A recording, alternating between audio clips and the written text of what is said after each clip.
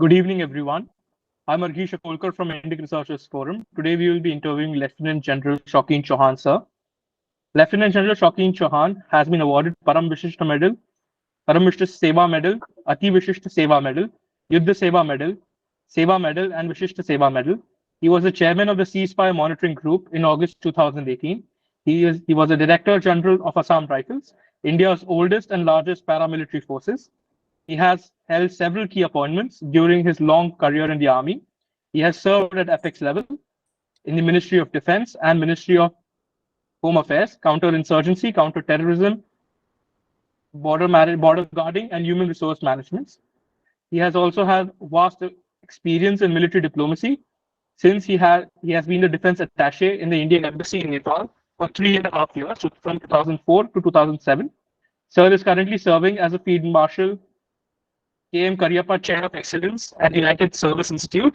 He's also a senior advisory member of Indic Researchers Forum. It's a delight to have you, sir. Thank you. So we will. Thank you. Yes, sir.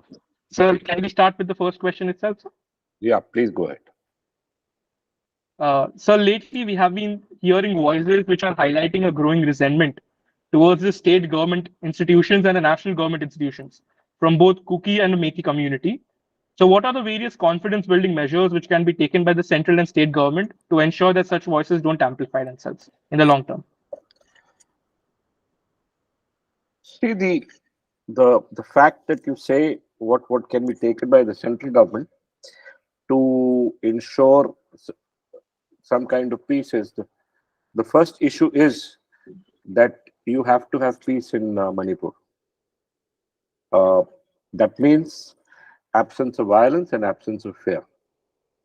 So, as you're aware, there are two warring sides right now, two sides that are not getting along with each other, the Kukis and the Maithis. Between them, they have about 10,000 plus weapons, of which almost 6,000 have been looted from the Manipur police.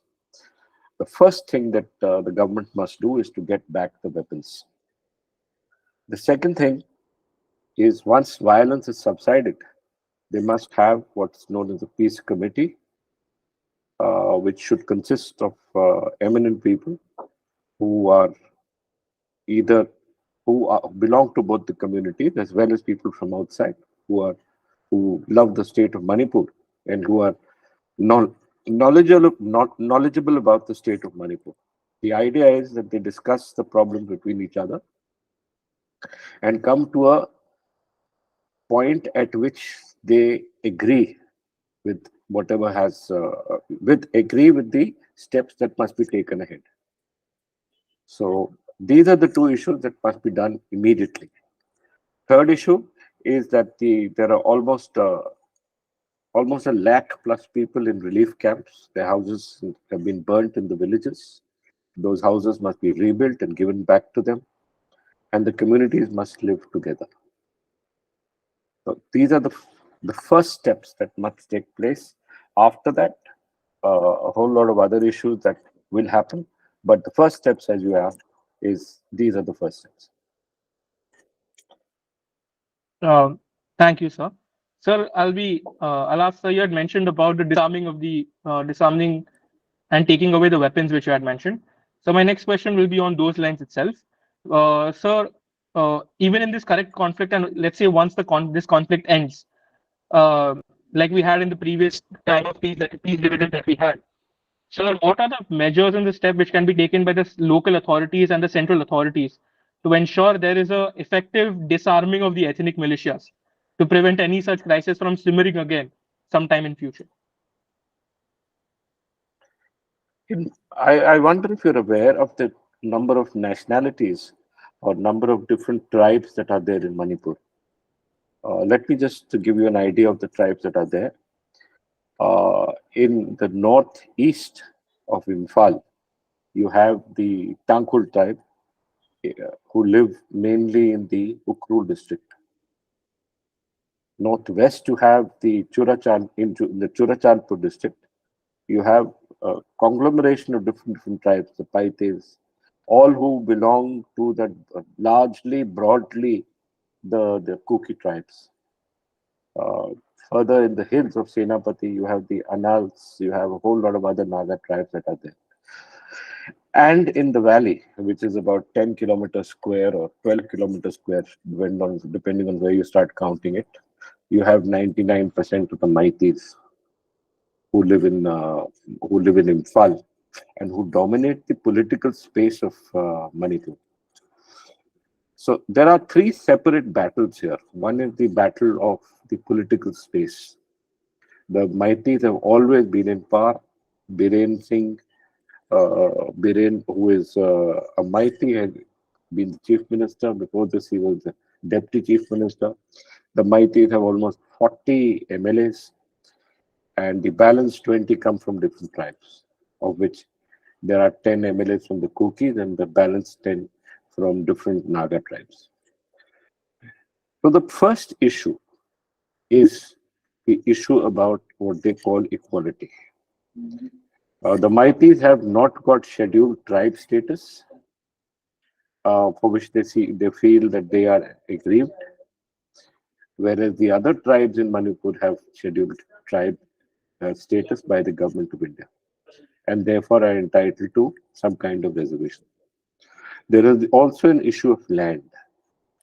Land, the Maitis have control of the valley, but there is no problem in buying land in the valley.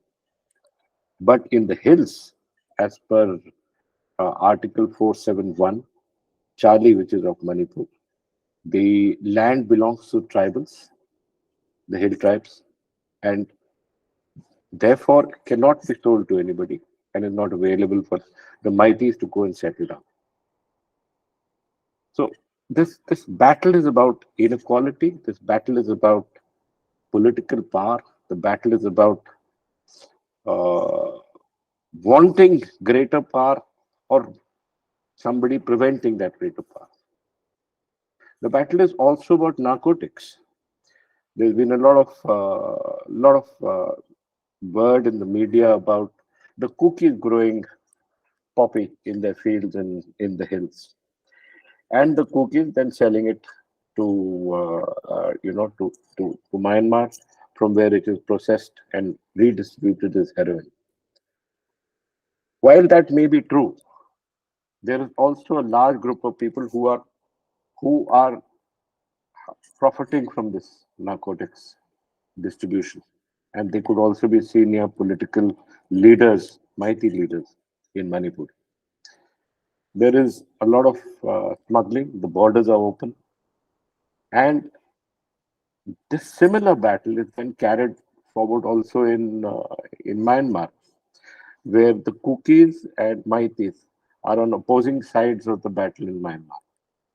In Myanmar, the Maiti insurgent groups are supporting the Myanmar army in their areas of influence, and the Kukis are fighting the Myanmar army.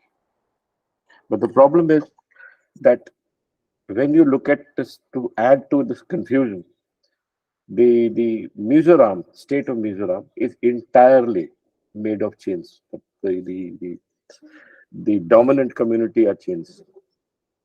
Chins is also in Myanmar bordering Manipur and Mizoram. So, and Chins also are a part of the larger Chinzo tribe, which actually comprises of the Kuki community.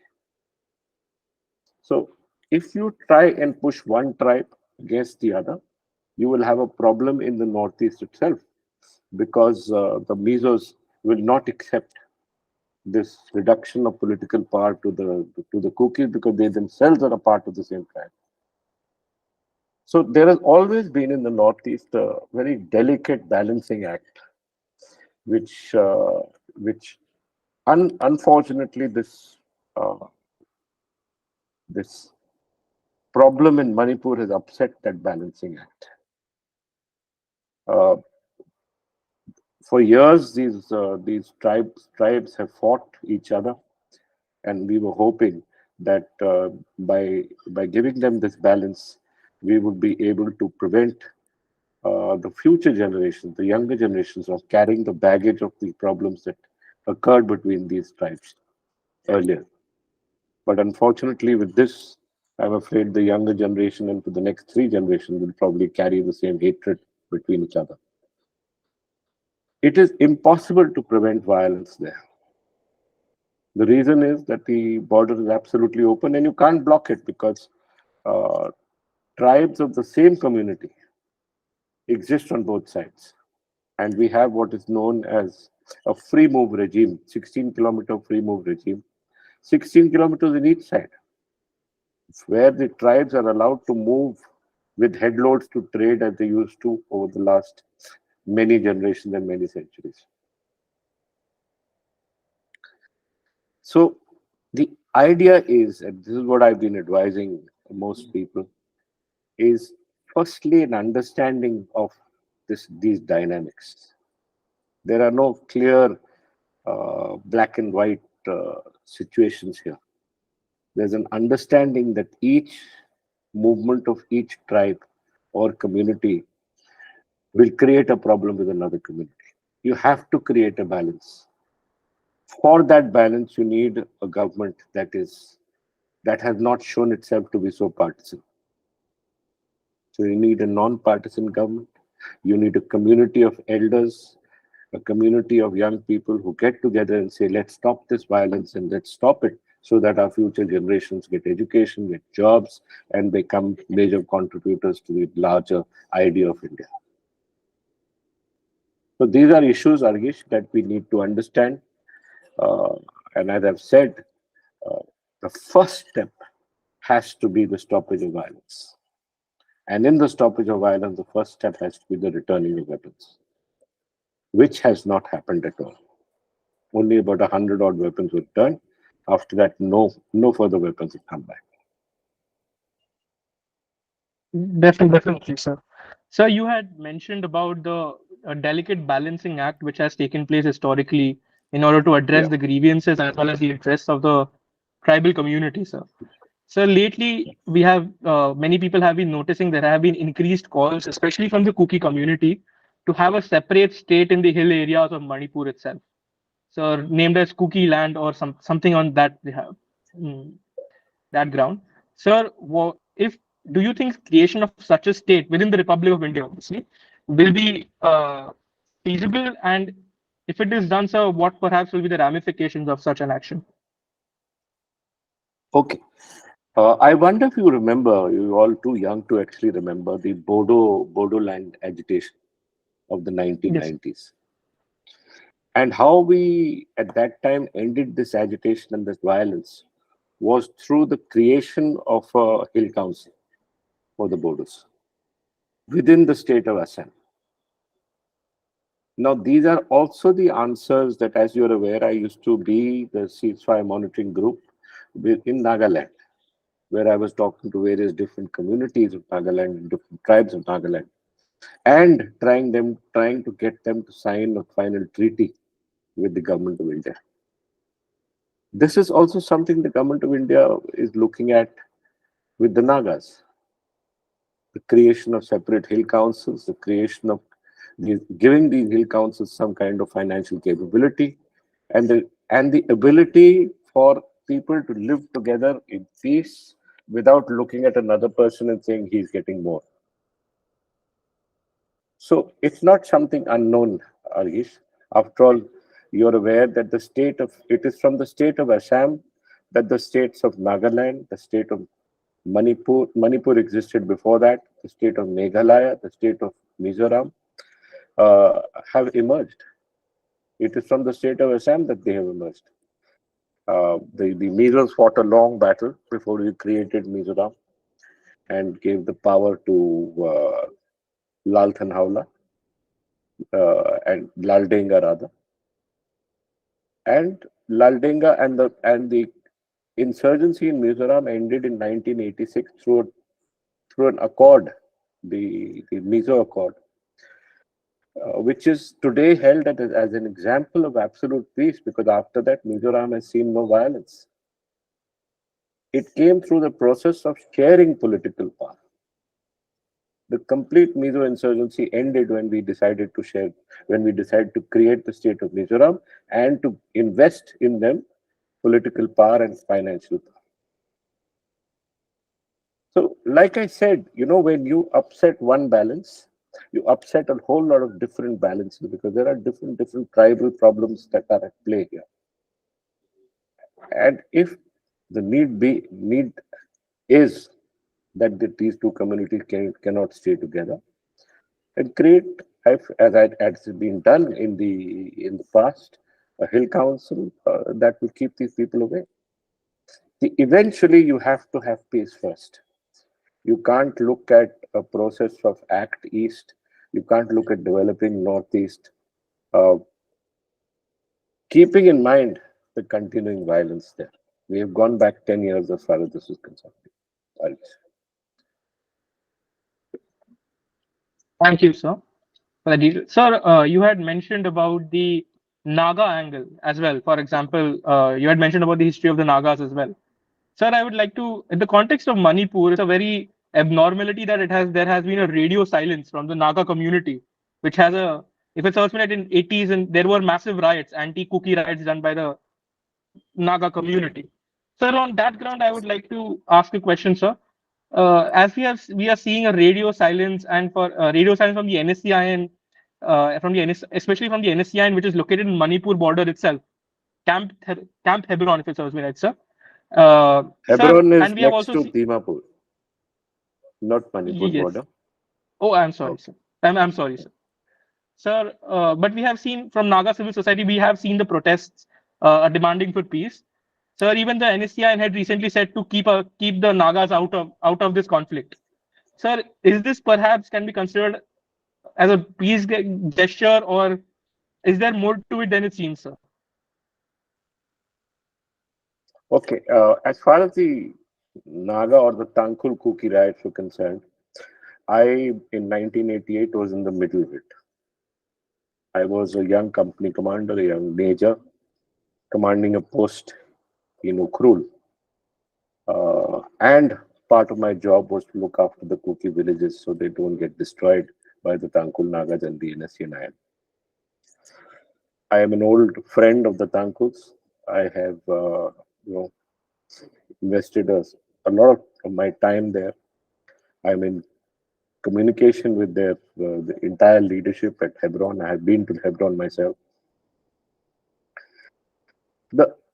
The issues are, one, the Tangkhuls and the balance of the Nagas feel it is not their battle. That's the first issue. Second issue is that the Kukis have always been considered as outsiders by the Naga community. And though we talk of Kukis being Kuki Nagas, the Nagas do not feel that they are a part of their community. So, like I said, it's a delicate balance of a relationship between separate communities in Manipur, in Nagaland, mainly in these two places, and Arunachal, because there are Nagas there too. But the main issue is that very wisely, the Tangkhuls and the leadership of the NSC and IM have kept away from this problem. Because by their entering this problem, would have totally created a separate problem totally. I don't know if you're aware that the NSC and IM is a very powerful group, very powerful insurgent group. And if the total number of weapons with these two communities are about 10,000, I said, NSC and IM alone has those amount of weapons with them. They have an armed cadre, trained armed cadre of more than 5,000. And they have been in a state of war with the government of India till they signed the ceasefire with me for almost 60 years. And even in the state of ceasefire, they have not given up their weapons. They have not given up recruitment. So they continue to be a very viable threat for the government of India and for the security of the Northeast. And I've been just hoping that they do not get into this. The two reasons why they haven't got into it. One, the Mighty community has not targeted them at all. If the Mighty community was to target the Nagas in Imphal or the Tangkhuls in Imphal, the NSC and IM would definitely retaliate. And the second is they themselves have a suspicion, of the cookies and feel that their interference will not bring them any benefit. They are extremely transactional people, Arghish, as are all communities, extremely transactional. And they're waiting for an opportunity to see what suits them best. In my conversations with them, I have very close friends and they're very good friends with me. And extremely good people. But they have their own thought processes and their own ideas on how and where they should exist within the framework of India. Yeah, go ahead. Yes, sir. So that's a very interesting. For example, you can see the humane as well as the extreme pragmatic approach which has been adopted by the Naga community in general, sir. You Sir, asked I about would like the to actually. leadership of the NSC and IM. So this is the pragmatic approach by the leadership of the NSC and IM. Okay.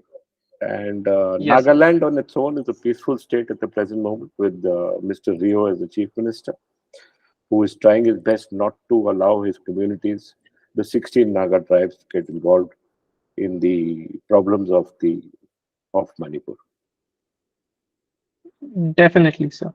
So, in your previous answer, one of my previous questions, sir, you had talked about the Métis and various other communities playing an active role in the current Burmese civil war of a kind, or the anti-junta forces and the junta forces. Sir, even recently, General Manoj Naravne sir had also talked about that the various insurgent groups of Indian Northeast are playing an active role in the pro-junta or anti-junta forces in Burma. Sir, in your opinion, sir, though these actions right now have not seen any repercussions, sir, in the long term, once the Burmese civil war or something comes to an end, sir, what will be the consequences of this, especially on India and and the security situation in Northeast? Okay. Let me, firstly, Manoj is right. That's the first issue. He used to be the IGR North in Kohima. So he knows what he's talking about. Let me give you an idea. Like I said, one, the Indo-Myanmar border is open. Two, the Indo-Burma relationship is not something new. We share a 1,770-kilometer long border with them. The tribes living on both sides of the border have similar ethnicity and therefore share very close relations between each other. What happens in Burma will affect what happens in India's Northeast. Two, the interference of the PLA or the mighty groups in the areas where they dominate, that means the areas of More, the areas of in and around More are where the mighty community dominates. The Kuki communities are also there. And as I said, there are two states. If you look at the map of Manipur and along with the map of Burma, you will find that the Chin state is bordering the states of Manipur, the states of Nagaland, the state of Mizoram, that is as you go south, right? And these are the three states it's bordering, and the Chin state is dominated by the Chin people. The Chin people are at war with the Myanmar army. To keep peace in that area where the Myanmar army cannot reach, you have the mighty insurgent groups like the PLA and the UNLF and the pre-Pak that are allowed by the Myanmar army to keep peace using their weapons. So therefore, the Myanmar army does not interfere with them. But this war does not go beyond the Chin state, beyond the city of More. It doesn't go beyond that. Myanmar has 16 other insurgencies going on, the Myanmar army. But this insurgency which affects us has always been there. The second thing is that even today, our Indian insurgent groups have had camps in Myanmar. Earlier, those camps used to be 20 kilometers away. After we hit them, they've become 40 kilometers away. So you can't go inside and hit them and come back. Right? These insurgent groups are not encountered by the Myanmar army. The reason is that the Myanmar army does not have the resources to get after them, seeing that they are fighting their own insurgencies. So it is not today's battle. It is not yesterday's battle. It's been a battle for the last 20, 30 years. What happens in Myanmar or what happens in Burma will create a problem in India. Today, there are 35 to 40,000 Chin refugees in the state of Mizoram. There are only about 2,500 Chin refugees, or as the Meiteis call them, the Kuki refugees in Manipur. And they are blaming them also for creating this problem. So it's not something easy to understand. It's something that you go through years and years as you unravel one onion from the other onion, is that you realize what actually is the problem here, because you have to go back to the origins of that community to know which side the community will be.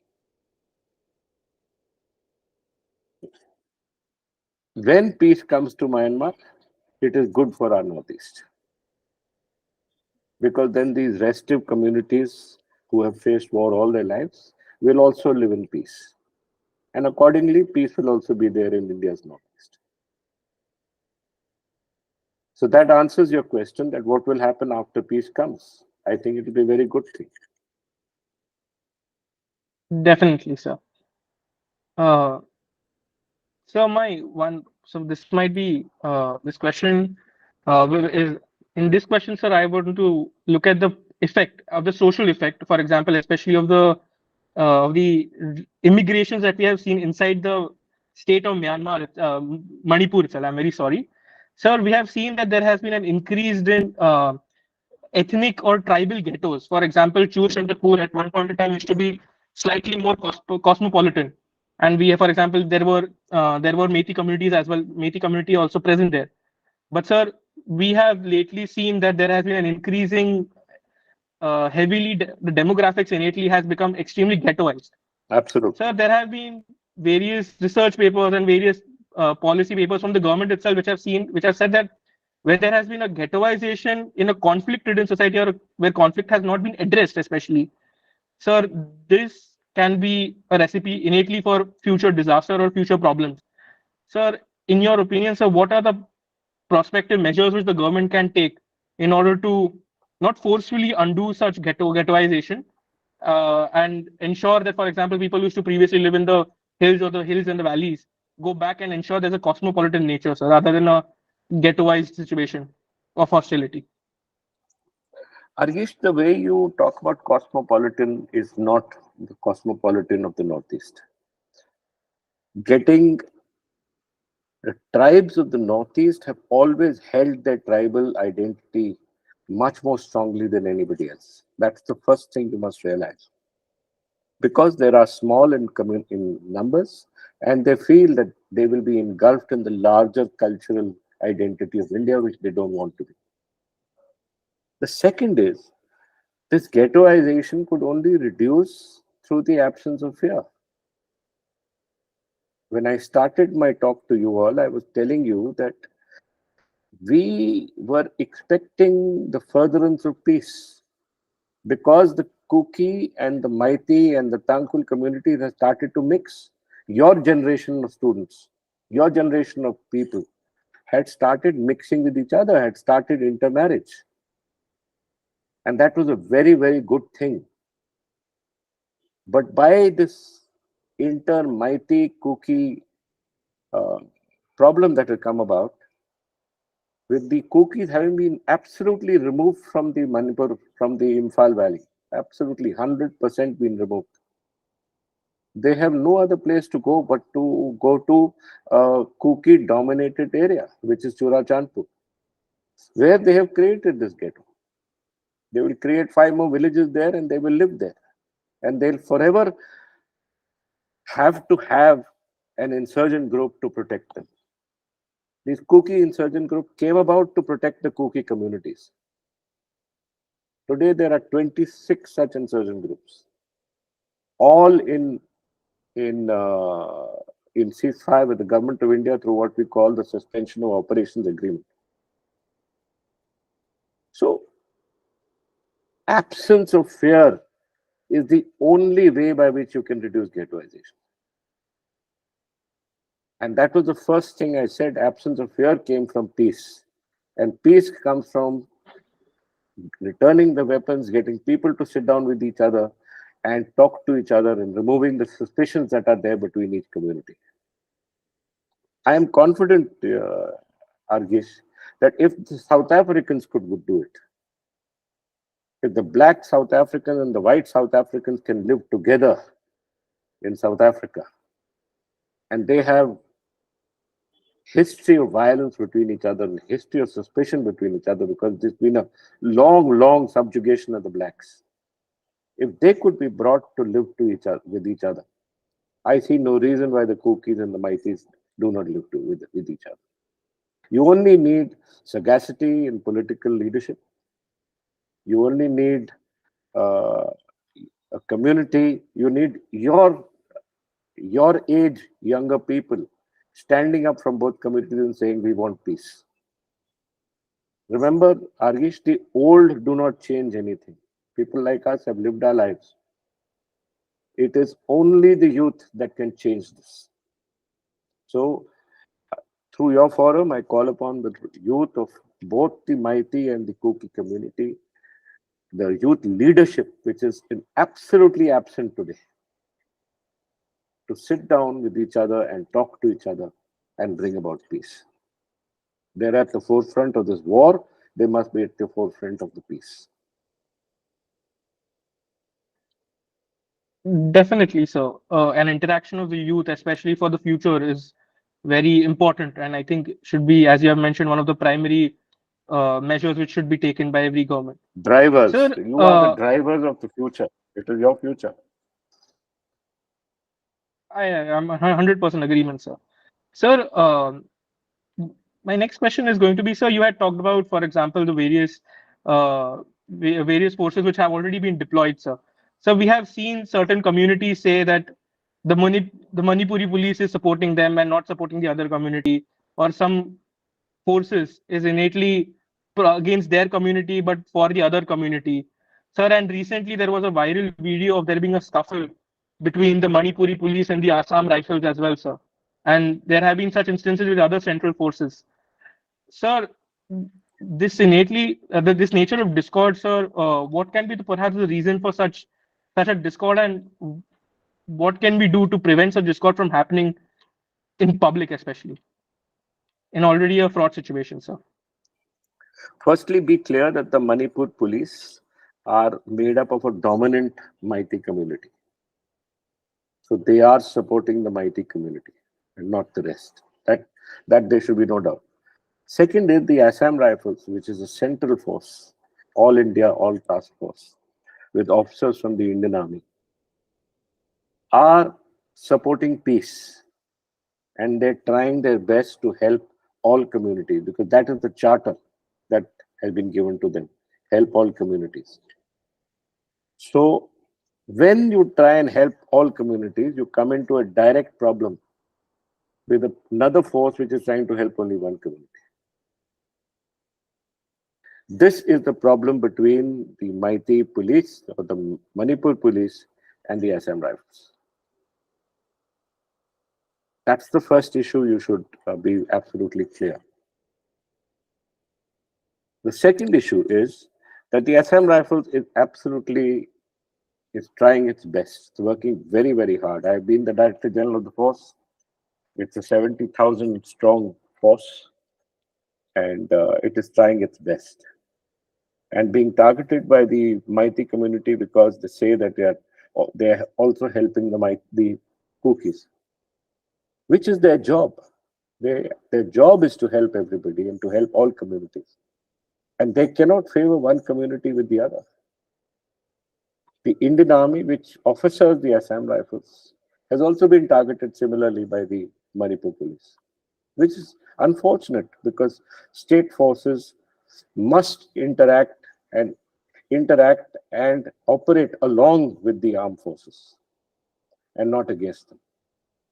But the situation has come to this point where you can't seem to stop the feelings of people.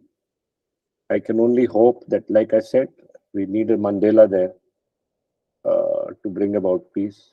We need the youth leadership to bring about peace. And we need people to understand that state forces have to always remain